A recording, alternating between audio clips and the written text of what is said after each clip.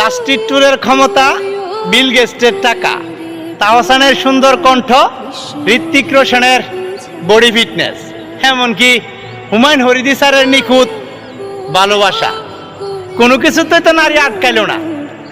আর ওই মানুষগুলির তুলনায় আমি আর কি দোলার সমানও না। তাহলে আমার নারী আমার জন্য অপেক্ষা করব আর আমার ভালোবাসা পাইয়া সন্তুষ্ট থাকবো, এটা কোনো কথা? নারী হইল মায়ের জাত, সম্মান করি। আল্লাহ নিজ ওই নারী জাতির সম্মান দেওয়া সম্মানিত করছে। তারপরও প্রশ্ন একটা থাইকাই যায়, নারী আটকায় কিসে? প্রশ্ন শুধু একলা আমার না, সমস্ত পুরুষ জাতি। যদি কারো জানা থাকে কমেন্ট বক্স খোলা আছে, এই মস্তিষ্কটা খাড়াইয়া সুন্দর করে কমেন্ট করে উত্তর জানাবেন, নারী আটকায় কিসে। ধন্যবাদ।